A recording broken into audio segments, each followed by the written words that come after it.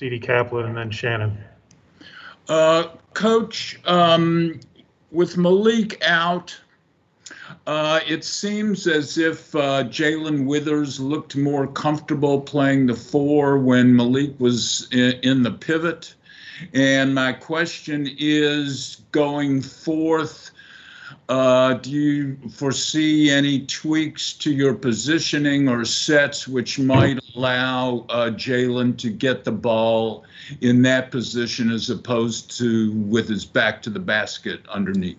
Yeah, man, it's a great question. I thought Jalen, really looked comfortable and did some good things, and so we want to try to keep putting him in that position. Obviously he still has to change his role a little bit, simply because of everything that we've put in and implemented from day one. Thinking Malik was going to be a part of it and thinking he was coming back, but at the same time, Jalen, I think like any freshman, has just progressed as the season's gone on, regardless of position.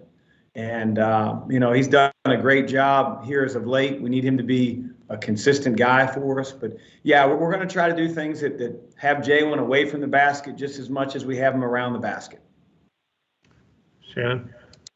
Kind of building off of that, the ripple effect of Malik being gone, do you see more time for JJ or even Gabe at the 5? And will we see more of Sam at the 3? Yeah, again, I think, every position, alters the next. Everything affects everything.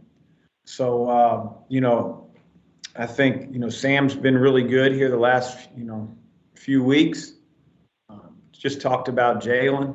I think JJ and Gabe, while they're not Malik, they can certainly help us, and we're going to need them to here in our remaining games. So, how much time that equates to, Shannon, I don't know yet, but we're going to give those guys, specifically JJ first, a crack at being out there and helping us around the basket interior-wise. Kent, and then Matt. Chris, Carlik has kind of taken over as your guys' closer down the stretch. Is that something that you got a sense of even in the preseason, or is that something that you guys just kind of have figured out, in the fire in games? No, I think, if you look at Carlik's career in college at Radford, he was always big in big moments. And I talked about that even early on, that Carlik was never one that was going to shy away or tighten up in those moments. And I think, the course of 18 games that we've played, he's proven that he's not afraid of the moment in any way, shape, or form. So he's a terrific free throw shooter. I know he missed one at the end. He's a guy that's really hard to contain, off the dribble. He changes speed so well. He uses his body. And he has really good vision. He made a nice little dump down pass to Sam for a layup.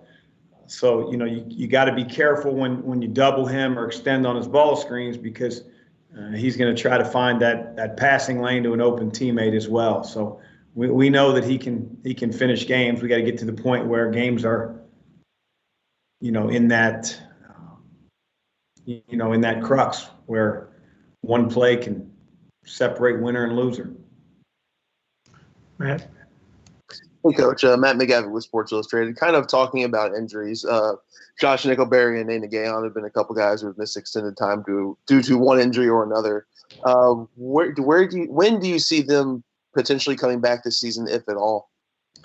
Yeah, so Josh, began practicing yesterday. His conditioning is not the greatest since, he's been out for an extended period of time. But Josh is one of those guys that, doesn't need a whole lot of time. He's a really good athlete. You never worried about, a guy like Josh picking up weight. So, it's just a matter of getting his timing back. He's going to practice here again today. And, we'll have him available for Virginia Tech. How much, I don't know. Aiden's a different story. We got to slowly work him back. I don't know if Aiden will be able to rejoin us physically and, health-wise. Fred. Coach, you talked about the challenge of the 2 games this week, but also the opportunities. Yeah, we're playing tier 1 opponents, teams that have have had a great season. Teams that, are going to be a challenge. But we're going to worry about Virginia Tech first, and then we'll talk about Virginia down the line. Virginia Tech is a team that, is really solid on both ends of the floor. They have a really good identity of trying to throw it inside and play inside out, shoot a lot of threes, but they don't just jack them up. They really try to pound the ball inside to guys like Mutz and Aluma. And we did a good job in game one. We're going to have a even better effort in game two to defeat them. When they're on defense, they're really connected. They play tight off the ball, and so it's a big challenge. Not many teams go to Blacksburg and win, and that's what we're aiming to do, and hopefully put ourselves in a position in the last 3 or 4 minutes to be able to win the game. Shannon? Jalen Cone was a big factor in the first game. I think he hit 6 3-pointers for them. He's out indefinitely, I understand, with an injury. How does that change the complexion of what they bring to the table compared to the first game? Yeah, I mean, he obviously had a really good game, but they've won without him. He's had games where he hasn't shot as well, and Virginia Tech still won. They've played games recently without him, and they still won games. So, he's a very, very tough cover. But, as evidenced by them hitting, I think, 13 threes the other night against Wake Forest, we know that one guy isn't going to change their identity on the offensive end. Hunter Cantor has won games on last-second three-point shots. He's playing more with the absence of Cone. They got a few guys off the bench that are contributing as well that didn't play against us the first time. With a team like Virginia Tech, you lose one player, your team doesn't fall apart or change its identity, and that's clearly evident. Take 2 more from Russ and then Matt. Yeah, Chris, mentioned the opportunities. Of course, the hot topic now is the NCAA seeding situation and so forth. I've seen bracket projections anywhere with you from last 4 byes to 10th to 8th. What are your thoughts on where you stand, and do you think you're sure to spot at this point, or do you feel you need to win one or both games this week? What's your opinion? Yeah, I don't care about that stuff. Where we stand on March 2nd is irrelevant. Where we stand on March 9th will be a lot more important. So we have to worry about the task at hand and not all the shifting sands of teams winning and losing and scoreboard watching. Go out and earn it and go out and try to win games against really good teams. Thanks.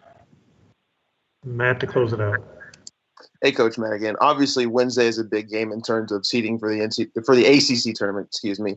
You guys would be good in line for or at least in line for a double bye at that point. Does your message change to the team, or are you just treating it like just another game? Well, it's not another game. I mean, the games you play in March are a lot more meaningful when you put yourself in the position that both Virginia Tech has and we have.